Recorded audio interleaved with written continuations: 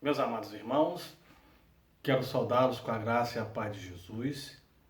Nesta noite de quinta-feira, nós estaremos fazendo nosso momento de oração, onde colocaremos diante do Senhor nossos pedidos, as nossas súplicas, também a palavra que será ministrada a cada um de nós. Nesse instante, eu gostaria que você abaixasse a fronte, a sua cabeça, e pudesse voltar-se ao Senhor. Fale com Deus nesse momento. É o momento de você e Deus somente.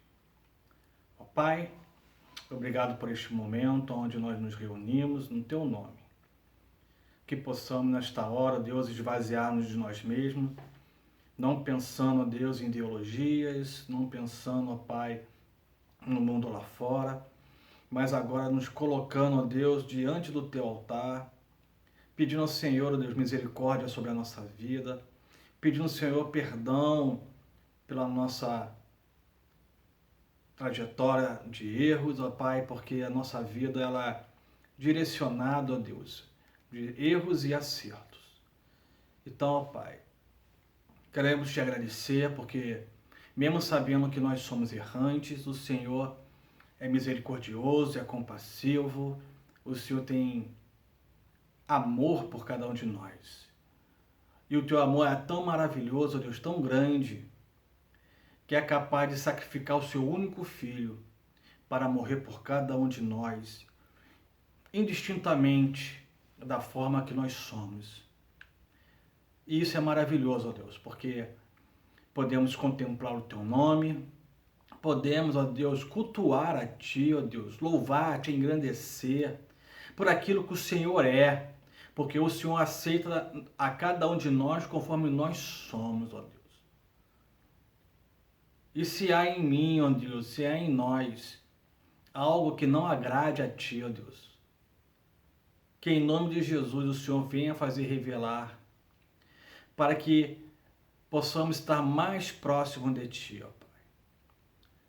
Confio em ti, ó Deus, sei que a tua palavra, ó Deus, ela é revelada a nós. Sabemos, ó Deus, que a Bíblia, ela é a tua regra de fé e prática. Então, ó Deus, ela é a regra na qual nós devemos diariamente termos como base. Não em ritualismo, porque, ó Deus, nós não estamos aqui para pregar religiosidade, mas sim, ó Deus, ter um coração bem quebrantado diante do Senhor. Um coração que se humilha, um coração sem orgulho, um coração sem inveja, um coração aonde, ó Deus, queremos esvaziar de nós mesmos, para que o teu Santo Espírito venha reinar dentro de nós. Então, ó Deus, se dentro de cada um de nós tiver um coração de pedra, que o Senhor possa quebrá-lo e colocar ali, ó Deus, um coração de carne. Se nós, ó Deus, estamos andando como vaso rachado, que o Senhor possa nos despedaçar em pedaços, ó Deus, e reformular, ó Deus, refazer esse vaso, transformando cada um de nós novamente em barro e fazer com o Senhor como nosso oleiro um vaso precioso para ti. Não que possamos comparar cada vaso com o outro, porque nenhum vaso é igual ao outro. Todos os vasos podem ter a mesma forma, mas dificilmente será totalmente 100% igual ao outro. Então, ó Deus, neste momento, quero colocar a vida de cada um dos meus irmãos da Igreja Batista Missionária do Riachuelo nas tuas poderosas mãos. Que a tua palavra, ó Deus, que o teu amor, que as tuas maravilhosas bênçãos, ó Deus, chegue até nós. Que a sua promessa seja perpétua a cada um de nós. E ela venha a ser estendida aos nossos familiares e a cada geração nossa. São muitas as pessoas, ó Deus, que nós temos orado diante do Senhor. Cada um de nós tem em sua particularidade, ó Deus, familiares que precisam um direcionamento do Senhor, precisam de um encontro com o Senhor. Então, ó Deus, não importa de que forma será apresentado, mas que o Senhor faça se revelar a cada um dos nossos familiares e eles venham abrir os seus corações, independente do local que eles vierem a cultuar o teu nome. Porque o importante é para nós, ó Deus, que vidas sejam salvas, que as nossas famílias, os nossos familiares, os nossos parentes, os nossos amigos venham experimentar do mesmo amor ao qual nós um dia experimentamos. Então, ó Pai, toque nossos familiares, aqueles que estão nos vícios, ó Pai, em nome de Jesus, que o Senhor venha tirar dos vícios. Aqueles, ó Deus, que está desesperado devido à situação financeira que nós estamos vivendo no nosso país, devido a essa pandemia, devido a esse tempo de isolamento, pela falta de trabalho, pela falta de recursos. Ó Pai, que em nome de Jesus, ó Pai, as portas possam ser abertas. Mas nós sabemos também, ó Deus, que o emprego ele não cai do céu. O Senhor abençoa aquele que vai em busca do seu trabalho, porque é isso que diz a tua palavra, que cada um de nós iremos comer com o suor do nosso trabalho. O alimento vem, o Senhor nos dá o alimento, mas é necessário que venhamos a fazer a nossa parte. Então, ó Deus, abra as portas do céu. Abre a porta de trabalho, porque já está começando a ter a flexibilidade dessa pandemia. Sabemos que a curva está alta, mas também, ó Deus, sabemos que somos totalmente dependentes, primeiramente do Senhor e depois do nosso recurso financeiro, para nós podermos manter a nossa vida física, mental e espiritual em dia. Então, ó Deus, nesse instante também quero colocar nas tuas mãos, ó Deus, aquelas pessoas que dependem da sua aposentadoria, aquelas pessoas, ó Deus, que estão com as suas causas na justiça. Que o Senhor, ó Deus, seja o nosso juiz. Julgue, ó Deus, aquilo que é direito a nós. Abra, ó Deus. Faça, ó Pai. Não porque nós merecemos, mas sim, ó Deus, porque nós temos o direito por aquilo que um dia nós trabalhamos. Então, ó Deus, eu quero orar e pedir ao Senhor que toque nos nossos governantes. Seja qual esfera for, federal, estadual ou municipal. Mas que o Senhor venha tocar no coração destes, que possam ter o temor do Senhor, que tudo que vierem a fazer, eles possam estar fazendo, sabendo que, de repente, aqui na terra não vão pagar, mas prestarão contas a Ti, ó Deus. Abençoe, ó Deus, a Tua igreja, neste momento. Abençoe, ó Deus, aqueles que estão angustiados, aqueles que estão desanimados, aqueles que estão abatidos, aqueles que estão, ó Deus, muitas vezes sem entender do que está acontecendo, aqueles que estão levando isso tudo também na brincadeira. Eu peço ao Senhor, ó Deus, que haja. Sabemos que o que acontece não é uma demonstração do fim dos tempos. Ainda não. É apenas um dos indícios dos inícios das dores, do princípio das dores. Porque a situação piores virão. E como estará a sua igreja, ó Deus? A minha preocupação, ó Deus, é como a sua igreja vai estar no dia que realmente o dia mal chegar. Quando o anticristo aparecer. Então, ó Deus, prepara a sua igreja. A igreja precisa abrir a sua mente. Ler mais a tua palavra. Tentar compreender melhor ela. Não utilizar versículos isolados, mas compreender todo o contexto bíblico. Não viver e nem pensar de forma inconstante. Porque, amado Pai, o que mais vemos nos tempos de hoje são crentes inconstantes. Cada hora está no local, cada hora está numa igreja, mas nunca se sentem satisfeitos com nada. Sempre em busca de perfeição. Mas sabemos que perfeito só o Senhor. Então, ó Pai,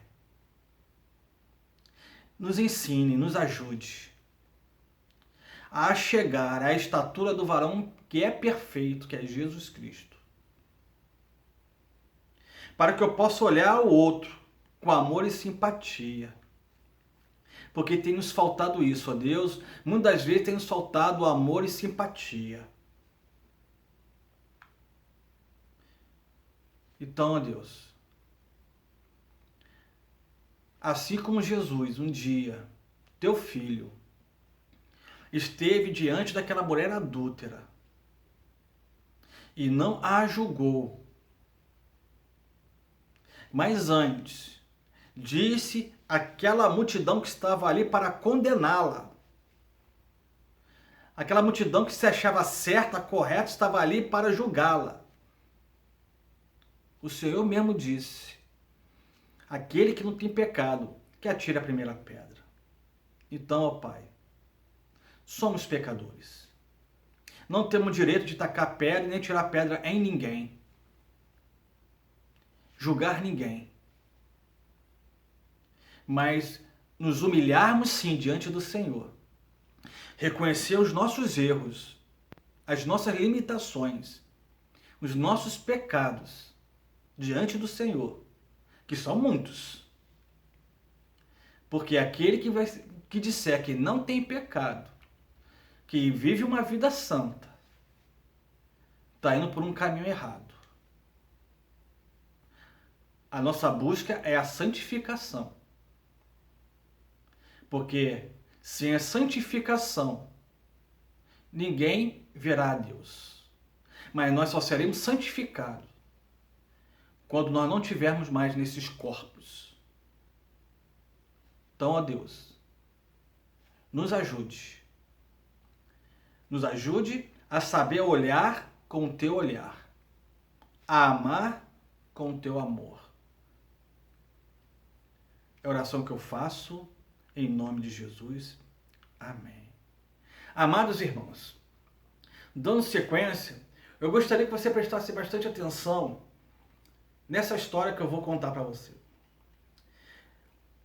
É uma mensagem que eu já fiz na igreja. Estarei repetindo mais uma vez, porque é uma mensagem muito importante para nós no dia de hoje, neste tempo, nesta hora. Essa história é bem conhecida dos irmãos. Fala a respeito dos 5 macaquinhos. Numa cidade pequena havia um zoológico com animais de vários tipos. Era um lugar calmo, tranquilo, E no meio daquele lindo paraíso, havia numa jaula 5 macaquinhos. E aqueles macacos eram privilegiados porque aonde eles estavam, eles podiam ter uma ampla visão do jardim, diferente dos outros animais. A alimentação, a água, era totalmente suficiente. E até possuía um cantinho bem macio para que eles pudessem descansar. Realmente, para aqueles macaquinhos, aquele local era um paraíso para eles. No meio da jaula, alguns pesquisadores colocaram ali uma escada, bem íngreme. E em cima dela, bem no final, colocaram ali alguns cachos de banana, bem maduras, bem atraentes. Todas as vezes que eles estavam brincando, eles paravam, olhavam para cima. E aquele cacho de banana era uma grande tentação para aqueles macaquinhos. E eles começavam a salivar, porque o desejo deles era pegar aquela banana. Eles começavam a babar, eles começavam a ensaiar a subir a escada, porque eles queriam pegar aquelas bananas, seja qualquer uma daquelas que fossem. Mas eles só tinham um único pensamento: de pegar aquelas bananas, mas ao mesmo tempo que eles pensavam em subir, daqui a pouquinho se esqueciam da banana e voltavam a brincar novamente. E ficavam toda hora assim, subia, descia. E todas as vezes que eles iam subir mais degraus altos, quando eles estavam quase alcançando nos cachos da banana, aqueles observadores, aqueles pesquisadores, então lançavam sobre eles um grande jato forte de água fria. Sobre os demais, não sobre aquele que estava subindo, sobre aqueles demais que estavam ali olhando aquele subir. Então aquele que subiu, que não se molhou, aquele começou a ser considerado como um traidor. E passou a ser censurado por demais macaquinhos, por aqueles que não subiram, por aquele grupo, para que não viesse mais repetir aquilo. Qualquer um que ousasse a subir aquelas escadas, ali então era decretado uma punição. Por isso que nenhum dos outros ousaram mais a subir as escadas. Com o tempo, nenhum deles estavam mais com interesse de subir, nem olhavam mais para aqueles cachos da banana, por mais tentadora que elas fossem. Porque na realidade eles não queriam apanhar. Até que um dos macacos mais antigos, mais veterano, foi substituído então por um mais novato, por um novo. E assim ele chegou, olhou para cima e se lançou logo na escada. E logo então foi metralhado por aquele grupo que ali estava, espancado por aquele grupo que ali estava. E aquele macaco então nunca mais subiu aquela escada. Passado algum tempo, um a um foi sendo substituído. E aqueles novatos que iam chegando e fazendo a mesma coisa. E todos que tentavam subir, o grupo segurava e dava um arrepio neles. Depois de muito tempo, depois de muita especulação, um dos novatos então perguntou: meus amigos, uma pergunta eu tenho para fazer. Por que será que nós não podemos subir aquela escada e pegar aquelas bananas? Os demais então olharam um para o outro, ficaram surpresos com a pergunta e responderam: nós não sabemos, mas aqui sempre foi assim. Quem sobe a escada, apanha. Amados irmãos, a mensagem que eu tenho, bem breve para vocês, fala sobre a mudança de postura. Quem aqui não se lembra da história de Zaqueu? Zaqueu, um dos principais publicanos, líder deles, uma das pessoas mais odiadas pelo povo judeu, certo momento teve um encontro com Jesus.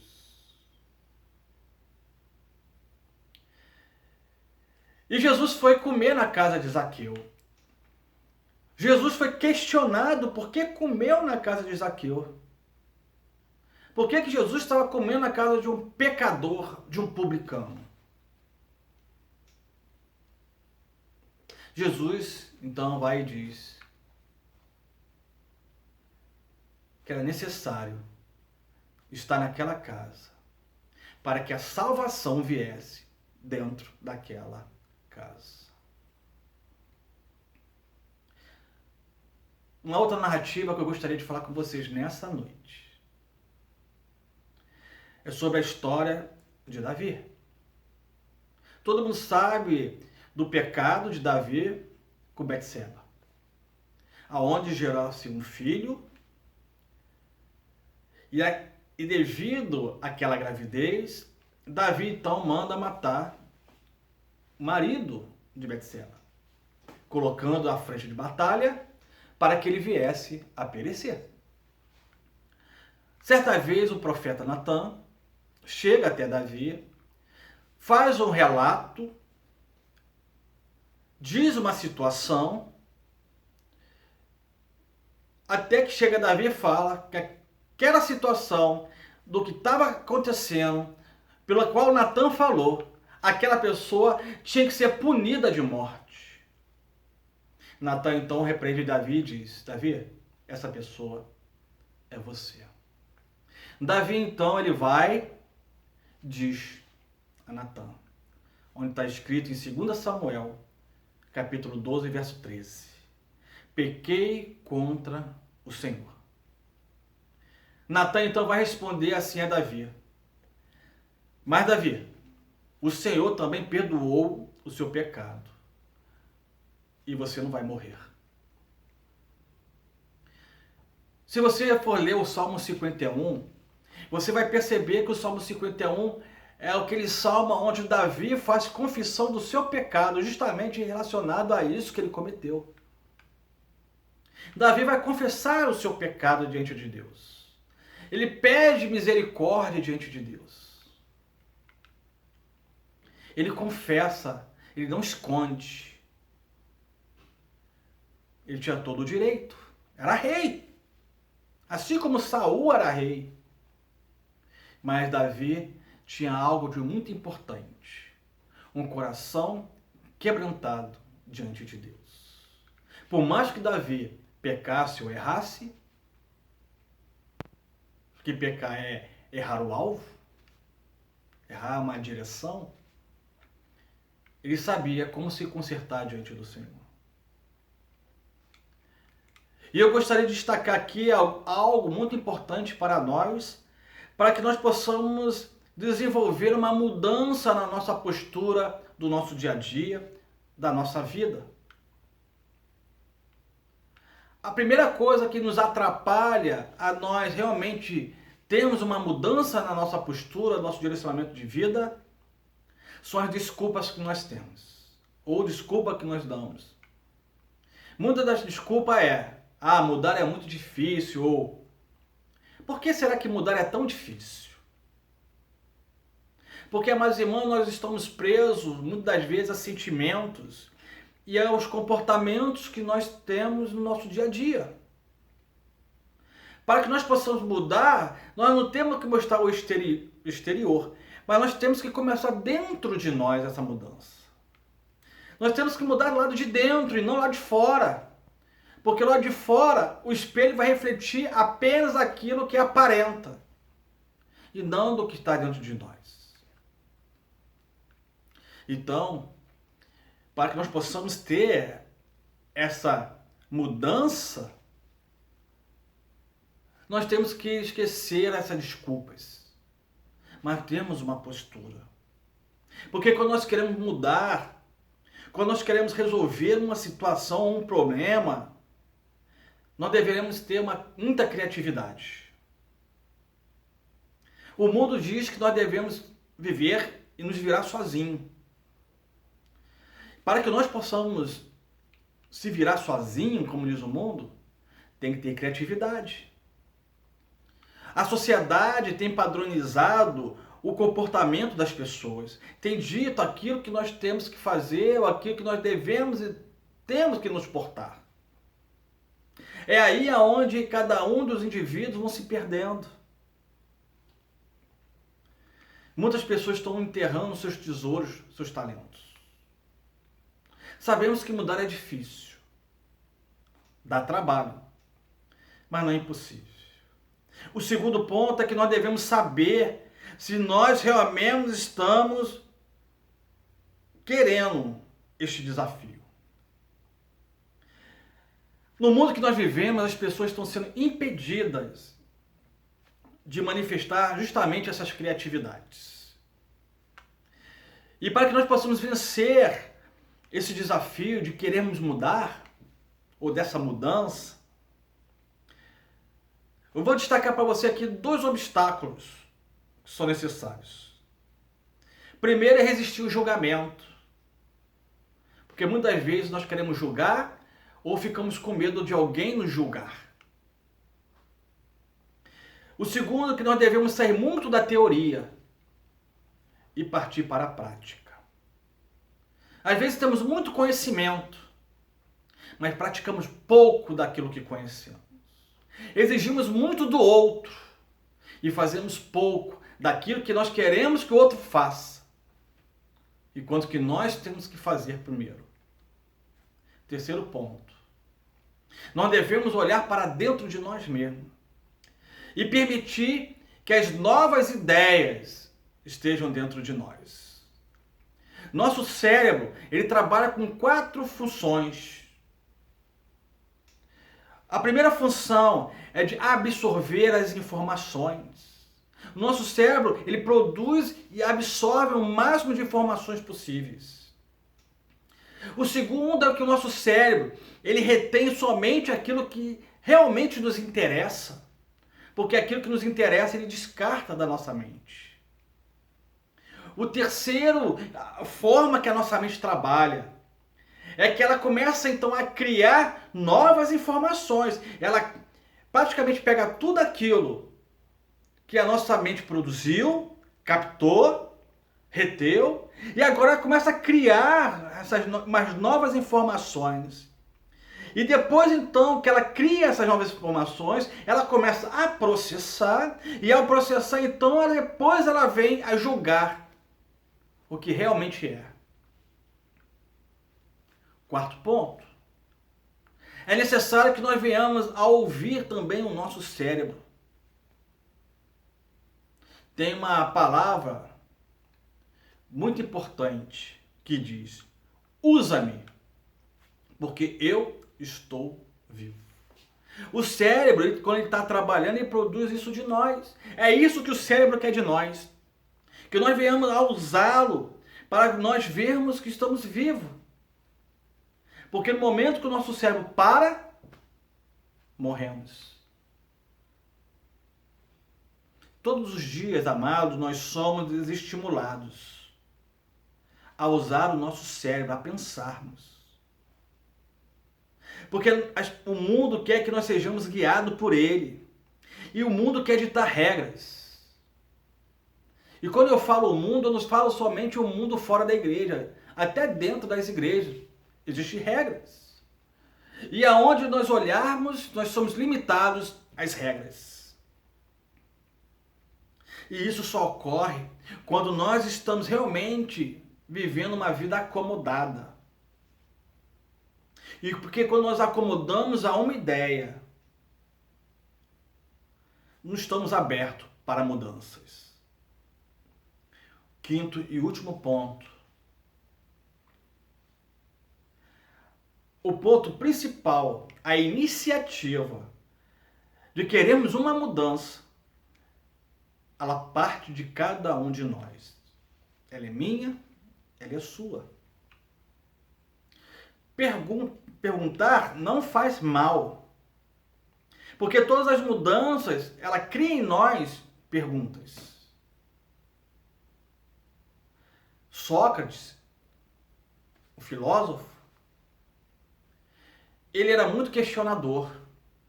E ele usava muito esse questionamento. O que, onde, quando, como e o porquê. E isso vai até os tempos de hoje. São os questionamentos que a nossa mente produz. Sua iniciativa é nossa. Devemos exercitar. Assim como um atleta desenvolve a sua musculatura, o seu cérebro, para que possa saber desenvolver quando ele vier a competir. Porque ele investe totalmente 100% naquilo. Então nós devemos investir 100% em nós, na nossa mente. Meus amados, para nós finalizarmos, geralmente nós fazemos o contrário. Nós quase não usamos o exercício da nossa mente. Quantas pessoas estão na igreja, não sabem nem um versículo bíblico. Às vezes até sabe o versículo, mas não sabe quem foi que escreveu, em que capítulo que está, se é do Novo, se é do Velho Testamento. Está na hora de nós pensarmos, está na hora de nós refletirmos, está na hora de nós revermos os nossos conceitos, está na hora de nós mudarmos. Porque, amados, implementar coisas novas em nossa mente é parar de dizer: isso sempre foi assim. Muitas pessoas têm vivenciado assim. Lá sempre foi assim. Na minha igreja, no meu trabalho, na minha família. Coisa boa. Quantas pessoas não vivem assim? Que tempo bom era aquele? Se aquele tempo realmente fosse bom, Deus só viveria do passado. Deus não colocaria uma esperança para o futuro. Deus, quando Adão pecou, ali mesmo ele acabava com tudo. Não alimentava a humanidade com a esperança futura da vinda do seu filho, a promessa do seu filho. Porque Deus quer